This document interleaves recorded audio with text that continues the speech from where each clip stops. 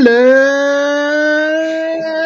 Cubs fans, and welcome to a brand new edition of Cubs on Tap. It's been a couple days. We're back. Episode 2 with the sick background, which we certainly love. But the first episode with the sick background that we get to talk about a Cubs victory. That's right. Cubs win 5-2 on Monday night. Don't worry, we're going to talk a little bit about that San Francisco Giants series. I think Tyler and I we came up with some good kind of storylines that we want to discuss from that series. But as you can hear, or at least you've heard one of the names already, I'm joined tonight by Tyler Edmonds. I am Ron Luce. Tyler, before we get into the nitty gritty of what is Cubs baseball, my friend, how are you? How was your weekend?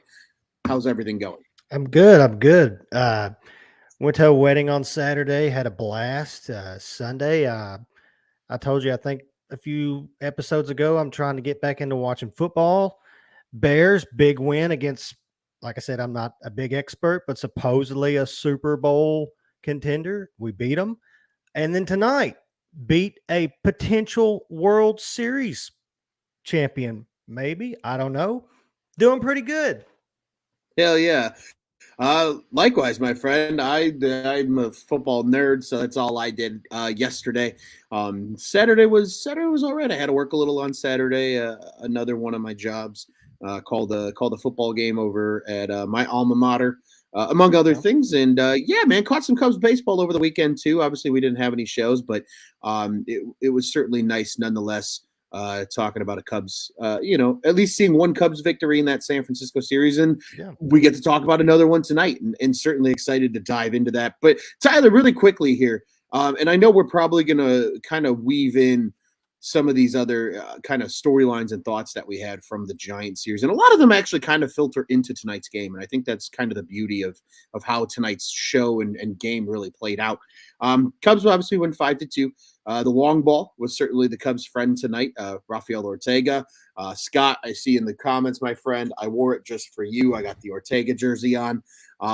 Building off of a good Sunday for him. Had 2 hits on Sunday. Had the power going for him tonight with the home run. Also drove in another run on a base hit later in the game. Got 2 again from McKinstry via the long ball. He comes off a 4-hit night on Sunday. It seems like he's turning it on now that he's getting everyday opportunities to play. And on top of it, Rivas comes through and adds a little insurance late. Javier Assad shoves today. The bullpen does enough to get the job done. I think worth highlighting probably more so Leiter and Hughes. Manrod got a little beat up, but maybe that's a good place, Tyler, where we can start with this whole thing. A little more focused on tonight, not so much Giant series talk as we incorporate that into the show here. But Javier Assad, man. Dude, 6 innings, 6 Ks, 3 walks, just the 1 run, 5 hits, not too bad. Just, again, did a really nice job. Really, Tyler, I joked very early in the season, right, about why we hate the St. Louis Cardinals. And a big reason for it was these no-name guys coming out of absolutely nowhere that you've never heard of and making a difference, right? And we saw it a little bit there with Matt Swarmer early this season, and then he kind of teetered off, and everybody kind of figured out how his, pitching arsenal worked. Javier Assad has kept it up and only seems to be getting better every time he goes out there and starts. And he's literally a guy that nobody talked about coming into the year. So he's defining what I want the Cubs to do. It's bring up these guys we've never heard of before, and they do well. I'm excited about Tyler. I don't know about you, but I want to hear your thoughts on the matter. Dude, every outing Assad has had so far, I think he had maybe one that where he got a little roughed up. I can't remember who it was, but dude, he was solid, like you said, solid tonight. 6 innings, got himself in a few jams. He got himself in a jam in I believe the first inning, worked his way out of it. Got himself in a jam later in the game, worked his way out of it.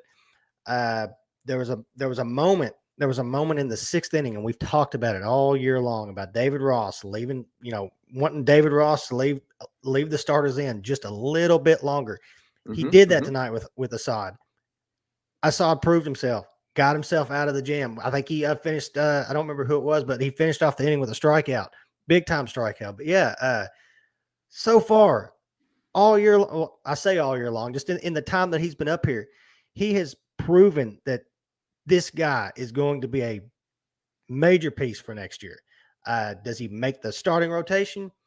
Right, coming off the gates, I'm not 100% sure, but he is going to contribute in 2023 in a big way. And like you said, we wasn't even talking about him at the beginning of the year, middle of the year. So take that, St. Louis. We've got a guy that nobody's heard of, and he's doing good. Suck on that. I love it. And it's so true, right? And, it's fun talking about guys like that, too, especially he's young enough, too, right? This isn't some guy that they're, he's a reclamation project and trying to figure it out. Like, this is a guy they've been developing in the minor leagues now for a few years. And to see him come up, to see him have some success. And again, I've made the joke a couple times on here, and I even saw you, I think, tweeted out, or it might have actually been Mr. Joey Ricotta, also tweeting it out. But I know you and I talked about it as well. He reminds me of Drew Smiley a lot in the sense of like he almost pitches better with men on base. It's weird, but some guys dial in. I don't know if it's, again, I never played baseball, so I can't speak to it and know what I'm talking about without sounding like I'm talking out my ass. But I can hypothesize from what I know. And I don't know. I feel like maybe some guys are more comfortable pitching out of the stretch, right? Yeah. You get guys on base. Sometimes you just get in a better rhythm. I know when I play MLB The Show, I pitch better with men on base because I also like pitching more out of the stretch than I do just out of the traditional, windup. But he's continued to do that. And it's nice seeing the growth, right? We saw, I was at his debut game, saw him go 4+ innings, worked himself out of some jams, but wasn't great, wasn't bad. Just he got the job done. Then that Toronto start, he was great. Yeah.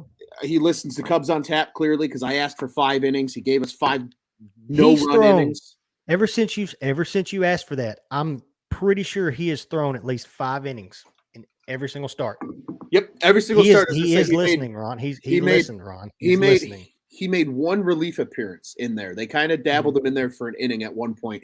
And I think that's actually the most runs he's given up in any appearance this year was in that 1 inning. I think he gave up a 2-run bomb, if I remember correctly, in that St. Louis series. But literally, he's gone out 5 innings. 5 innings. Tonight, 6 innings. And like you said, thank you, David Ross, for leaving a young kid in a moment of adversity and having to work through it, because that's only going to benefit him in the future. And just really quickly, going to the comments here, because this will help transition the thought a little bit to a pair of guys, even though the comment only pertains to one guy. First off, Fly the Dub in the comments here. Friend, good to see you again. Cubs win. Cubs win. Yes, they do. And as Scott says, Ortega, best night of the year, free tortilla chips for everyone. Tortilla chips sound pretty good right now. I'm not going to lie to you, Tyler. But let's talk about these two guys. And this is where we can kind of work in that San Fran series talk again, right? Because second day consecutively, these two guys are at the top of the lineup, and they got the job done. Rafael Ortega, 2 hits on Sunday, comes through again this evening with a couple of big hits, another 2-hit night for him. He's actually raised that average just over the last couple of days now, because he hasn't, been playing a terrible amount. But, another 2-hit night for him. Another 2-hit night for Seiya Suzuki, a guy that, again, just continues. He raked in that San Fran series, looked great. He's been on since All-Star break. He has been hot, man. He's been so good. I actually was meaning to write something today, but I was so caught up in yelling at the national media to shut up and actually give the Bears credit, not just blame Trey Lance for being a slapdick quarterback. But I got some thoughts on Seiya that I'm gonna share an article for him over at OnTapSportsNet.com at some point too. But again, Ortega comes through tonight with 2 big hits, had 2 yesterday. And Zach McKinstry now 6 hits in 2 days after his 4-hit performance. I mean, these guys, some of the guys, right, that I think we as a podcast, maybe not so much McKinstry, but at least with Ortega, have maybe written off a little bit, right? Of just like, get through the season. They're probably not here next year. But at least in the case of McKinstry, right, Ortega's a journeyman. He's been here for 2 years now. The outfield is very crowded, so there's a good chance he's gone. But a guy like McKinstry, Tyler, is still young enough, right, where he can make an impact. But he plays multiple infield positions, can also play the outfield. This is a guy that can be that super utility guy who's maybe more ready for that role than, let's say, a Christopher Morel, who's struggled a little bit of recent.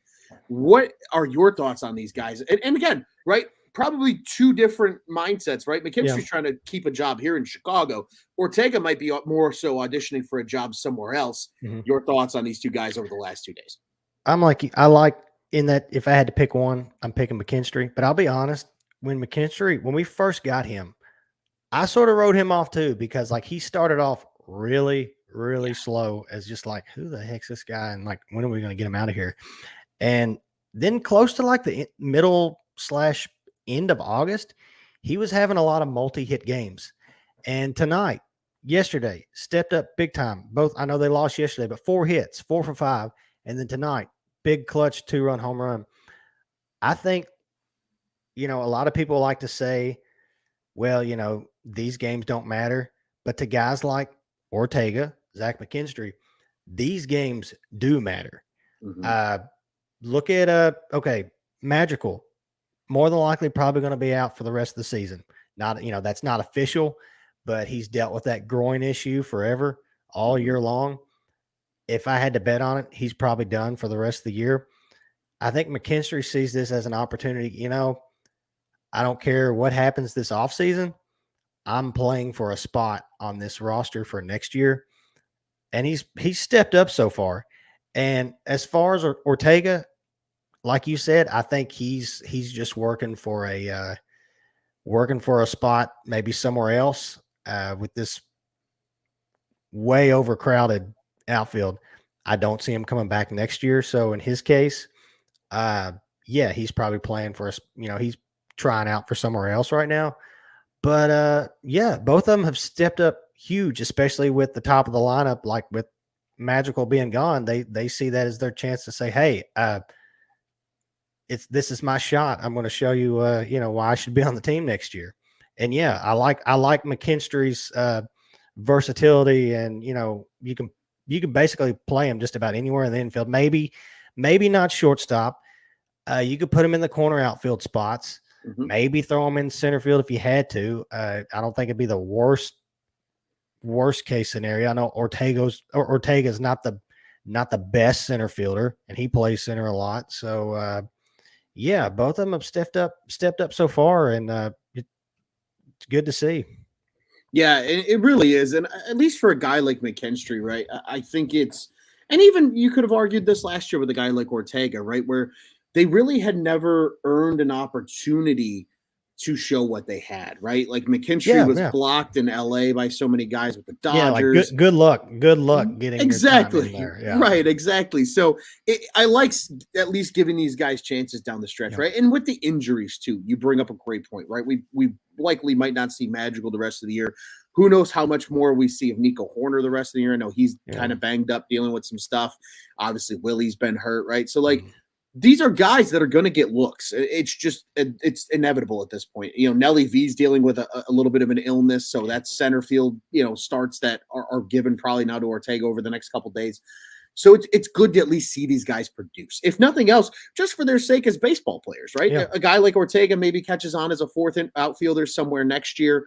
A guy like McKinstry, like you said, fighting for arguably for a spot on this Cubs yeah, roster because they can absolutely use a guy like him in what is to next year is going to be much more of a transition year, right? Like this year, yes, we've seen a little bit of it with Morel and Nelly V and some of these young bullpen pitchers and things like that.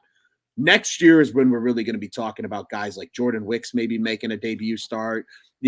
Guys, Killian competing probably for an everyday roster yeah, spot. More of the pipeline will be seen next year. You still need these established guys to get you through, and a guy like McKinstry, who, as you said, has tons of positional versatility, hmm is going to be liked. And that's something I'm sure that the front office saw. There's a reason that they were willing to deal a bullpen arm, which I mean, you see the market every year for bullpen arms and what they go for. I mean, we got Wesneski for Efros, right? They were willing to part ways with Martin, who again wasn't maybe spectacular, but he was good enough yeah, for just McKinstry, right? They were yeah. like, hey, we'll do a 1-for-1 deal here and just see what we got going on. Why not? And I think that's why, seeing these guys produce, especially late in the season like this now. I also like McKinstry lately because he's been producing in the leadoff spot. I think that's Yeah. something that's really key to keep an eye on because if he's a guy that can step in and deliver from a leadoff position the way he has, it would be encouraging because just quickly, I'll feature some stats here, Tyler. Over his last Feed 15 them. games, McKinstry is slashing 250, 308, 479. Not super overwhelming, but still a very respectable slash. I mean, what, carry my one, 390, or no, sorry, 790 something from an OPS Not bad. perspective. Not bad for a leadoff. Yeah, but even better in his last 7 games, though, he's slashing 261, 346, 522. So not only is he providing slug from that position, he is still getting on base. And that's exactly what you like to see. So again, these guys maybe aren't world beaters in terms of names that we're watching this late in the season, but at least seeing something productive out of these guys is certainly encouraging. And Tyler, maybe one last thought that I have from tonight's game is turning to the bullpen here for everyday Hughes. Brandon Hughes just continues to deliver, and that makes me so happy. He's becoming that go-to lefty. And you know what?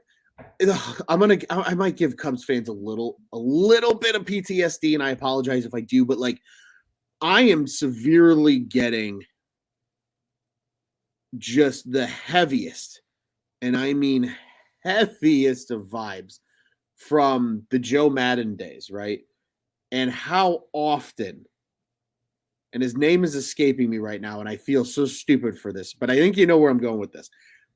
Mr. Sidewinder would come out of the pen for Madden all the time. Oh, he was his go-to guy on a daily basis. It's gonna kill me. I can't believe I can't think of his little name. sidearm dude. Yeah. Had like had a light. I know that this is weird. He had a light brown glove, didn't he? I think so. I'm gonna do random, some Google but you're talking. Wasn't on the 20. He wasn't on the 2016 team, was he? No, he was not. I'm looking it up in the process as we mold this over and torture ourselves here, and I'm gonna be. Well, hey, while you're looking at that, as far as the bullpen, tonight, Hughes has been outstanding all season long. Mark Leiter Jr. got shit on a lot this year, especially from you on Twitter and on fans and stuff. Mm-hmm. Tonight or this past month, he has been solid. Tonight was nasty, very nasty. I know I'm sure he wished he would have he would have got his out in the 8th inning when he got taken out and Manny got put in, but he was solid tonight. Manny Rod, to be honest, I would have rather seen Estrada in that situation. I get it. Yeah, he's young, and even though Manny is too, but I would have rather seen Estrada in that situation. They both have similar ERAs, but I think that would have done a lot for Estrada to come in and maybe work out of the jam that Manny was put in. But yeah, the bullpen tonight was they did what you wanted. Yeah, and Hughes finished it off being Brandon Hughes. Mm-hmm. What he's been all year long. Absolutely. Quickly, Brandon Hughes is giving me Steve Cishek vibes. Gotcha. That's the name that was escaping me. But Cishek, again, a guy that I don't want to say got overused, but was used heavily by Joe Madden. Brandon Hughes has kind of become that guy for Ross. Get me out of jams, get me out of tough situations. Fuck, look at tonight. Look at tonight especially.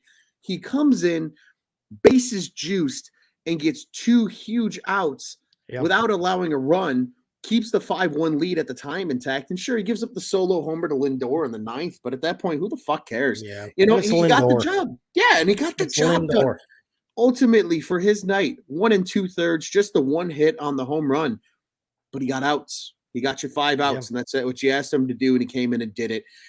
Brandon Hughes just continuing to make me excited about next year, Tyler. And I want to turn it back over to you here, though, really quick. Obviously, again, very exciting night for the Cubs, 5-2 win. We mentioned a number of the bats. All 3 guys that we mentioned had multiple hits. Fun fact, the only other guy that actually had a hit in the lineup tonight was Alfonso Rivas when he drove in the 1 run there late in the game. Outside of that, 6 of the 7 hits coming from McKinstry, Suzuki, and Ortega tonight.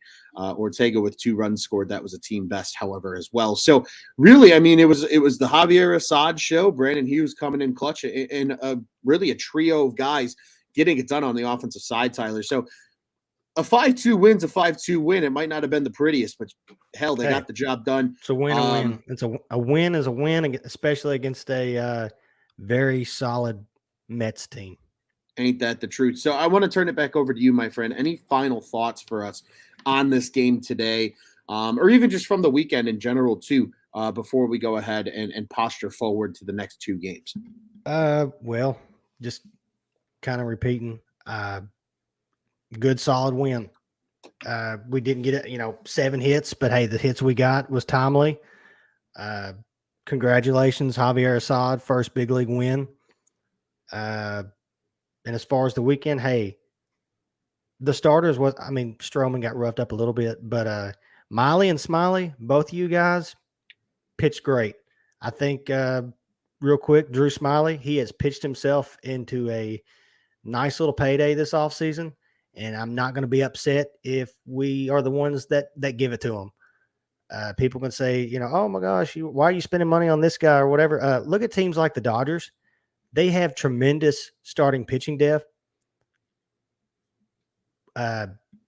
What more? The Dodgers, teams like that have tremendous starting pitching depth. World Series contenders every year. Maybe we should do that. So yeah, I'm not going to be upset if we sign a guy like Drew Smiley, and who knows, maybe even give another chance on Wade Miley too. I wouldn't be upset. Stack the farm up, stack the pitching roster up, or the pitching rotation, whatever. Yeah, but both of those guys pitched, especially Drew Smiley, freaking 7 innings. What more could you ask for from him? But yeah, as far as tonight, great win. One little thought I had when I was watching tonight. I think we've seen, after this season, I think we may have seen the end of Patrick Wisdom in a Cubs uniform.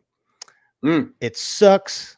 I hate to say that because, look, the guy watches. He's with us every night on the episodes. But I was watching the game tonight. He was batting. I was like, man, I'll be honest. I haven't, because you know me, I love tweeting Patrick Wisdom listens to Cubs on Tap. And I was like, I really don't think I've done that a lot since the All-Star break. So I looked it up. 5 home runs since the All-Star break, 200 batting average, and I think maybe 12 RBIs. Really, really just want him to at least finish the season strong. But yeah, I don't know if we see him next season in a Cubs uniform, but hey, that's okay. Good win tonight. Yeah, absolutely. I think that's a good point about Wisdom. I really do. I think that that's going to be a very interesting conversation to have in the off season, as well, because of what he's done, at least from a power perspective in the lineup, and even a little bit of positional versatility. Obviously, we're playing some first base outside of just third base, even a little left field. We've seen him kind of everywhere so far this year. But love what you said about the starting pitching, right? Stroman, yeah, he got a little roughed up on Saturday, but Wade Miley looked really good. Wesneski took more of the damage in that loss to the Giants than. But again, like you said, hey, the kid's got to struggle a little bit. Still not worried about him. He's got nasty shit. I mean, that guy's going to be fun to watch. But from the Drew Smiley front, man, this was something that you and I had talked about kind of pre-show. We really dove in a little bit here on the Drew Smiley stuff, and I agree with you. I really do. So we looked it up. 1 year, it's a $525 million contract is what they gave Smiley. So they're actually paying Miley more than they are Smiley. Yeah. But Drew Smiley has been electric. Sub 350 ERA, or I think he's 347-ish, somewhere like that. I want to get it 357. 357, yeah. Yeah. So I mean, roughly 3.5 ERA. The guy's pitched almost 100 innings despite being hurt for a long period of time this season. Just has gotten the job done. And again, like you said, right, there's something to be said for pitching depth, especially when a lot of the Cubs pitchers that they've drafted and are developing are still kind of on the way, right? Like Javier Assad, Wesneski, Estrada, these guys are kind of the first wave of that talent that's coming. And there's a lot more coming down the line. You still need guys to bridge to get you there in a roster, in a rotation spot. And I absolutely think Drew Smiley has pitched his way into, at worst, the 4th starter next year or the 5th. Like if you told me right now that you walk into next season with your top 5 in the rotation is in no particular order, but just some combination of Justin Steele, Marcus Stroman, Drew Smiley, Kyle Hendricks, if healthy, and Hayden Wesneski, Caleb Killian, maybe a free agent or trade acquisition in the offseason, I feel really, or Keegan Thompson even, right? Can't totally count out Keegan just Yeah. yet. I think you're in a really good position. And like you You've got said, a you lot of have options. depth. Exactly. And So, that's not if we don't go after somebody else too. right. Absolutely. So who's to say, right? Who's to say that they don't have plenty of options next year? I think Drew Smiley would be a great ad. Maybe, yeah, like you said, like a 1-year deal, maybe, Oh somewhere yeah. between 10 and The 12 way mil with an the option for a second year. the way that pitchers have been handled the past several years, as far as you don't see too, unless you're like a guy, you don't see too many guys go more than 5 and 6.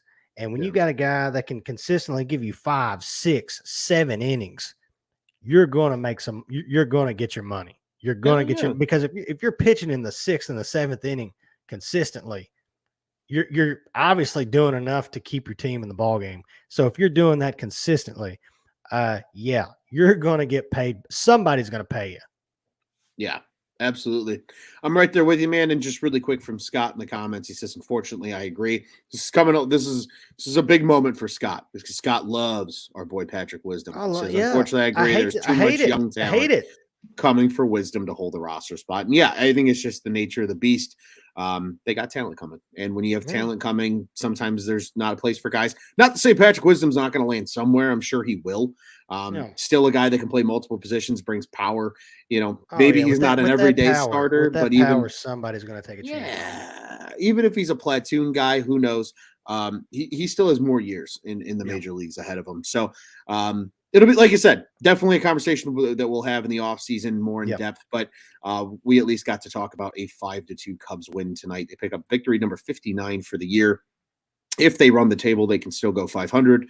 But realistically, obviously, hey, getting to like maybe 70 wins would be cool and tough, and we'll start to see about that. But Tyler, before we go ahead and look forward, I just kind of want to remind everybody and inform our listeners that with the stretch run coming up here, as most of you know, us Cubs on Taps contributors all have other obligations to On Tap Sportsnet in terms of coverage and things like that. So our shows might be a little more scattered. We can't guarantee an everyday show from here on out. However, we're still going to do our best to be on the microphone as much as possible down the stretch. At minimum, we will guarantee that there will be series recap shows from here on out. Obviously, this Mets series, you got Colorado coming in, then you got Miami, Pittsburgh, Philly, and then 2 with the Reds to close everything out. So we're at least guaranteeing 7 more shows. There's probably going to be some mixed in between. A good Cubs win or something big happens, and the boys are around to hop on the microphone. We'll make it work. But just want to give you that heads up, just in case. For example, we don't have a show like tomorrow, but we will have one Wednesday for sure, and that we can guarantee. But Tyler, let's go ahead then and look forward to the next 2 games just to cover our bases, because the Cubs and Mets do battle again. On Tuesday, September 13th and Wednesday, September 14th. Both games are 6:10 locals time starts. So if you're in the Eastern time zone, that's a 7:10 start for you. They're both at Citi Field in Flushing, New York, in the neighborhood of Queens. If you're listening to these games, 670 The Score is where you can find it in Chicago, and Marquee Sports Network is where you can watch it. If you're listening in New York, WCBS 880 radio, WEPN 1050 radio, and then Sports SNY, Sports New York, is where you can catch this on the television set. On Tuesday's game, well, the Cubs have Adrian Sampson going, right-handed pitcher. He's 1-5 on the year with a 3.76 ERA. That's not the oh boy part. The oh boy part is the fact that the great Jacob deGrom will go for the Mets tomorrow. He's 5-1, despite really not pitching a whole lot this season, with a 1.66 ERA. And still has 63 Ks somehow, even though he's pitched like nothing. So, who the hell knows what tomorrow looks like? Because oh boy, yeah, oh boy is right. Because Jacob deGrom is really good. In case you didn't know. But on Wednesday, guy we just talked about heavily is on the bump for the Cubbies, and that's Drew Smiley.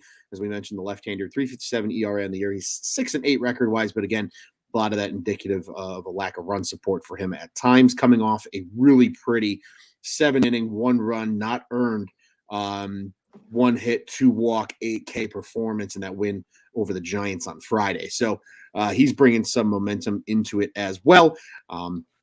And our favorite pitcher of all is due for the Mets on Wednesday, and that's to be determined. However, from what I've seen in a couple other places, there's a chance that we could expect left-hander Drew Peterson on the mound for Wednesday. So obviously not official yet, but that's kind of the whispers right now from what I've seen is that it will be the left-hander Peterson on the bump. I actually, fun fact, really useless fact of information, Peterson started the game between the Cubs and Mets at the beginning of 2021. It was a May game, maybe late April even.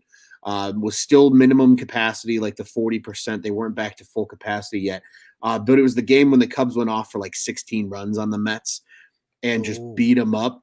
And so that's a lot. That's like my big memory of Drew Peterson as a Met is watching Javi Baez crank a grand slam that night. And Pete Alonso in that game still hit one of the farthest baseballs I've ever seen hit.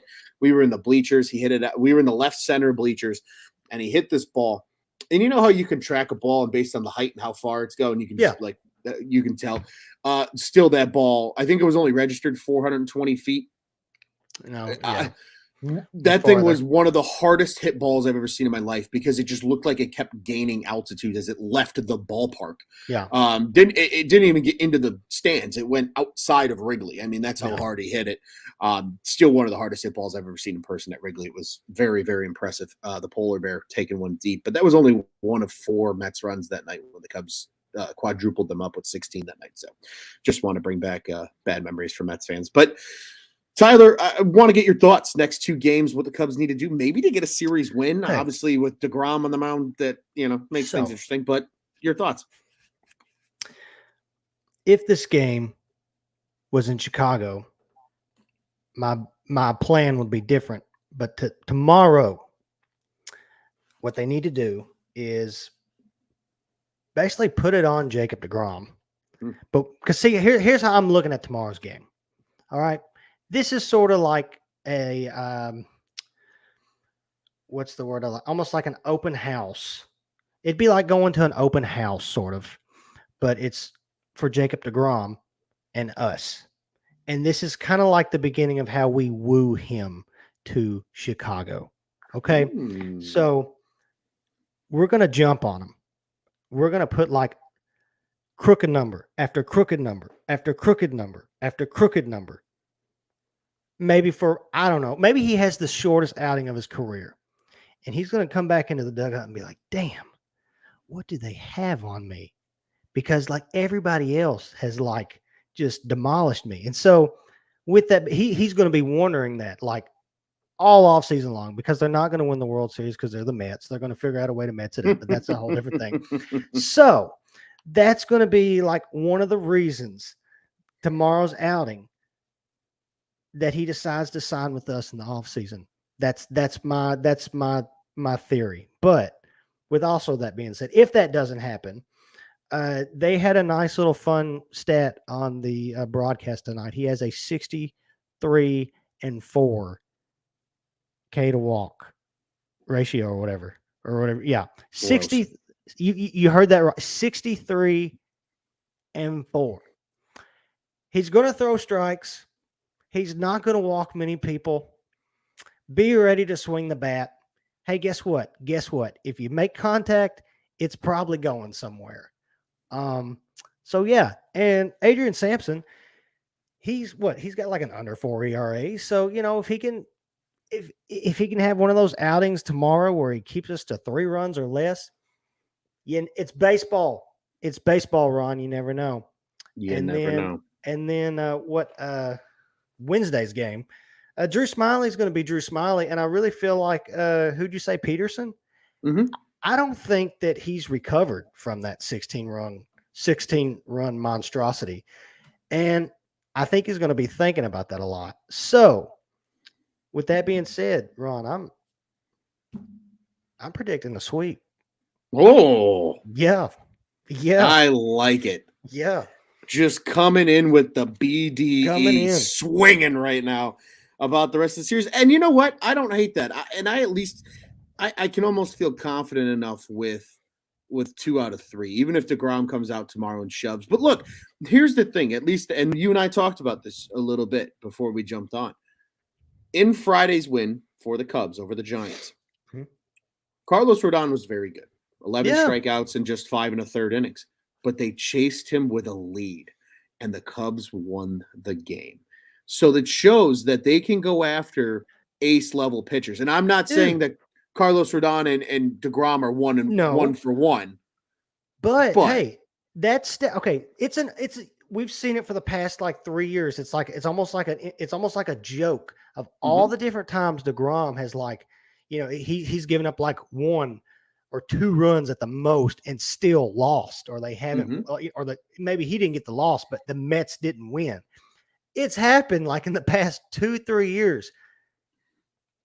His Cy Young It could year, he had a happen. losing record. Yeah, he had a It's just he losing was record. so good because he never got run support. Yeah, But he was so good. And the Mets are a little banged up. Starling Marte, among some others that are pretty big names to the Mets. I mean, yeah, there's a reason that, once a very pretty lead in that division has just dwindled because, I mean, granted, the Atlanta Braves are arguably the hottest team in baseball. But yeah, I mean, again, a team that you can take advantage of, you get two off at DeGrom, and who the fuck knows? yeah. Maybe good things happen. But I will tell you, Tyler, I am excited about Wednesday's game with Smiley on the bump because listen to this. In his last 7 starts, record Feed be it. damned, he's Feed three it and to me. two. He's 3-2 in his last 7 starts. But in 7 starts, he's thrown 39 1/3 innings. He's K'd 36, only walked 11, and has a 2.29 ERA in his last 7 starts. Filthy. Drew Smiley has been ridiculously good of late, and that alone gives me enough confidence that maybe this team can pull off 2 of 3, especially after a Yeah. really good performance potentially from Smiley on Wednesday. You get it going, you leave it all out on the table. They have an off day then on Thursday to look forward to. 2 out of 3 looks attainable, and who knows if you get to DeGrom early, like you said tomorrow. Who It knows? Who could knows what happens happen. against a very good New York Mets team? And at least that is a feather in the cap for this Cubs team, in my opinion, in September, where you really don't have much to play for. You're pretty banged up from an overall roster perspective, right? No Nico Horner, no Wilson Contreras, no Nick Madrigal. You can still get the job done and be effective as a team. That at least gives you some confidence rolling into the Yeah. offseason. So And I would certainly speaking of like to those see it. injuries, real quick, I did see somewhere. I think Justin Steele and Keegan Thompson were both throwing I saw today. that I they think both threw bullpens today. Yeah. Yeah. so. Hey, maybe we see one of them pretty soon too. You never know. I would love to see maybe both of them make another start before the Yeah. end of the year. And even if it's just one, just tease me. And Just tease me a little bit. and Alzolay supposedly Yeah. through Sunday, and David Ross said he is pretty much knocking on the door. I don't know if I I would doubt he makes a start, but Yeah, I I would don't think he assume he starts. probably comes in and makes an appearance. But so yeah, we've got a lot of pitchers that could be making returns or outings pretty soon. Yeah, and I think at least with Alzolay, he's so interesting because we saw late in the season last year in 2021 where he wasn't really starting anymore. He was coming out of the pen and being Yeah. dominant for Yeah. 3-4 innings at a time. Not saying he's going to go 4 every time like Wesneski kind of has so far, piggybacking off Mhm. of Wade Miley, but I think we absolutely could see him become a guy that Ross feels comfortable throwing out there for 2 innings coming out of the pen, maybe in that middle of a game. Maybe if a starter only goes 5, he's that 6-7 guy that at least bridges you to the end of the game, especially if your 5 inning starter leaves with a Yeah. lead. You bring in a guy like Alzolay who can really get you to those back end of the bullpen guys like a Brandon Hughes, maybe a Jeremiah Estrada if they ever let the fucking kid pitch in a high leverage situation. And that could set you up for a win, even though, again, in the grand scheme of it right now for this Cubs team, they're looking more for good odds in the draft lottery next year than they are in terms of going to the playoffs. But Yeah. a win's a win's a win's a win, and winning still helps development. So we still certainly root for wins here at Cubs on Tap and would like to see that down the stretch here. But Tyler, anything else for us before we start to wrap this thing up? Hey, let's just come in ready to crush the ball.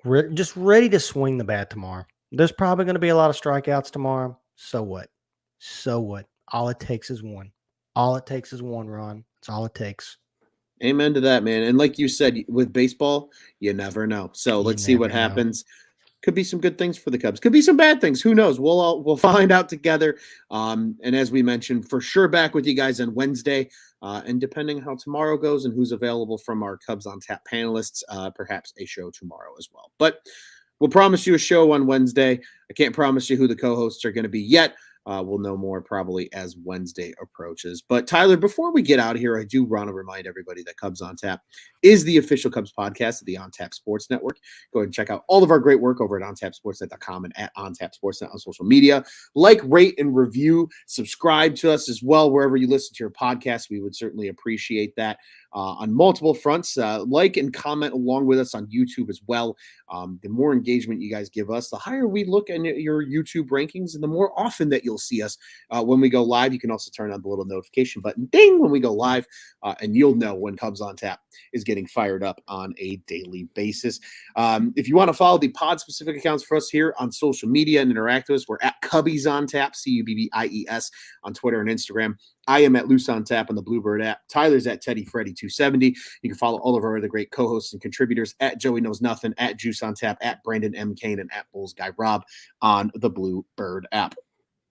Bulls, Bears, Blackhawks, you know the drill. We've got it all here on Tap Sportsnet. Big win for the Bears this weekend. The Bears on Tap, guys.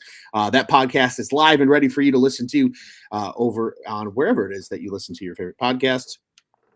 And the other two sports, Bulls and Blackhawks, those are coming really fast, ladies and gentlemen. It's crazy to think we're already halfway through September. So be sure to get ready for hockey and basketball with us as well. The Four Feathers podcast and Bulls on Tap. And yes, Cubs fans, we might not have playoff aspirations, but they somehow aren't mathematically eliminated yet. First off, give your friends that like the White Sox a hug. Second off, send them over to our boys at Sox on Tap. Tony, Johnny, Buzz, and Steve and company over at Sox on Tap do a great job covering the boys that play at 35th and Shield. So send them over to them. Hey, friends helping friends, even if you guys can't agree on a favorite team, you all can come to us here at On Tap Sportsnet to get your favorite Chicago sports news and analysis. So once again, ontapsportsnet.com, at On Tap Sportsnet on social media, the On Tap Sports Network. Go ahead and check out what's on tap in Chicago sports. Tyler, it is always a pleasure, my friend. It is even more of a pleasure after a Cubs W, 5-2 win for the boys tonight. We're for sure back on Wednesday. We'll see how tomorrow goes. And again, hopefully, like Tyler said, we're talking about a sweep. That would be pretty cool and fucking tough if you ask me. So, Tyler, what do you say we get out of here? Do you want to know how at Cubs on Tap? Fuck the Cardinals. And hey, let's get those brooms warmed up and ready to go. I love it. And let's go Cubbies.